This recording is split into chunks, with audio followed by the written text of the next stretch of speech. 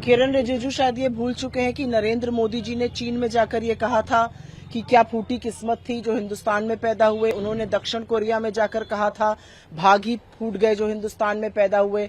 उन्होंने ब्रिटेन में जाकर हमारे डॉक्टरों की इतनी फजीहत करी थी। नरेंद्र मोदी ने, चाहे वो अमेरिका हो, ब्रिटेन हो, कोलंबिया हो, दक्षिण कोरिया हो, जर्मनी हो, चीन हो, हर जगह जाकर उन्होंने देश का अपमान किया है और इस बात को वो नकार नहीं सकते। कांग्रेस ने इस देश की आजादी के लिए शहादत दी है। इस देश को एक रखने के लिए इंदिरा जी ने अपने प्राणों का बलिदान दिया है, राजीव जी ने अपने प्राणों की आहुति दी है। इस देश में सद्भाव और सौहार्द जब तक बना रहेगा ये देश एक रहेगा, लेकिन ये बात न आरएसएस समझ सकती है और न बीजेपी समझ सकती है। किरण रिजिजू शायद ये भूल चुके हैं कि नरेंद्र मोदी जी ने चीन में जाकर ये कहा था कि क्या फूटी किस्मत थी जो हिंदुस्तान में पैदा हुए। उन्होंने दक्षिण कोरिया में जाकर कहा था भाग ही फूट गए जो हिंदुस्तान में पैदा हुए।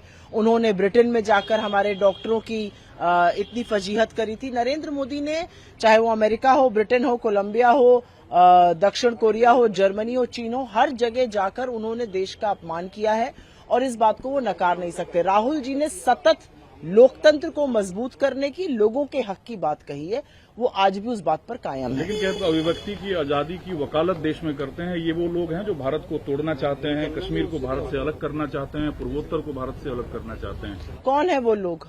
कांग्रेस ने इस देश की आजादी के लिए शहादत दी है। इस देश को एक रखने के लिए इंदिरा जी ने अपने प्राणों का बलिदान दिया है, राजीव जी ने अपने प्राणों की आहुति दी है। किस मुंह से ये लोग बोलते हैं? असली देश को तोड़ने का काम वो लोग करते हैं जो इस देश में वैमनस्य फैलाते हैं, विभाजन करते हैं, भाई को भाई से लड़ाते हैं। इस देश में सद्भाव और सौहार्द जब तक बना रहेगा ये देश एक रहेगा, लेकिन ये बात न आरएसएस समझ सकती है और न बीजेपी समझ सकती है। कांग्रेस समझती है और कांग्रेस अपना दायित्व पूरा करती है इस देश को एकजुट रखने का। राहुल गांधी ने इस देश को एक रखने के लिए कन्याकुमारी से कश्मीर और मणिपुर से मुंबई तक की यात्रा करी। कोई एक बीजेपी का नेता है जिसने अपनी छोटी उंगली का नाखून काटा इस देश को एक रखने के लिए? किरण रिजिजू शायद ये भूल चुके हैं कि नरेंद्र मोदी जी ने चीन में जाकर ये कहा था कि क्या फूटी किस्मत थी जो हिंदुस्तान में पैदा हुए। उन्होंने दक्षिण कोरिया में जाकर कहा था भाग ही फूट गए जो हिंदुस्तान में पैदा हुए।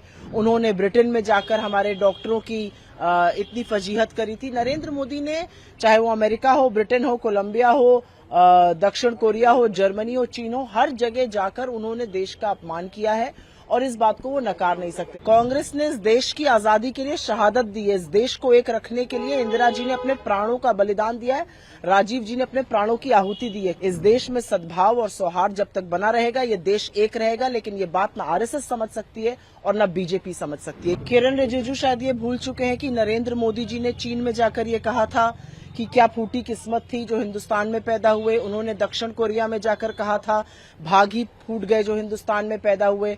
उन्होंने ब्रिटेन में जाकर हमारे डॉक्टरों की इतनी फजीहत करी थी। नरेंद्र मोदी ने, चाहे वो अमेरिका हो, ब्रिटेन हो, कोलंबिया हो, दक्षिण कोरिया हो, जर्मनी हो, चीन हो, हर जगह जाकर उन्होंने देश का अपमान किया है और इस बात को वो नकार नहीं सकते। राहुल जी ने सतत लोकतंत्र को मजबूत करने की, लोगों के हक की बात कही है, वो आज भी उस बात पर कायम है। लेकिन कहते अभिव्यक्ति की आजादी की वकालत देश में करते हैं, ये वो लोग हैं जो भारत को तोड़ना चाहते हैं, कश्मीर को भारत से अलग करना चाहते हैं, पूर्वोत्तर को भारत से अलग करना चाहते हैं। कौन है वो लोग? कांग्रेस ने इस देश की आजादी के लिए शहादत दी है। इस देश को एक रखने के लिए इंदिरा जी ने अपने प्राणों का बलिदान दिया है, राजीव जी ने अपने प्राणों की आहुति दी है। किस मुंह से ये लोग बोलते हैं? असली देश को तोड़ने का काम वो लोग करते हैं जो इस देश में वैमनस्य फैलाते हैं, विभाजन करते हैं, भाई को भाई से लड़ाते हैं। इस देश में सद्भाव और सौहार्द जब तक बना रहेगा ये देश एक रहेगा, लेकिन ये बात न आरएसएस समझ सकती है और न बीजेपी समझ सकती है। कांग्रेस समझती है और कांग्रेस अपना दायित्व पूरा करती है इस देश को एकजुट रखने का।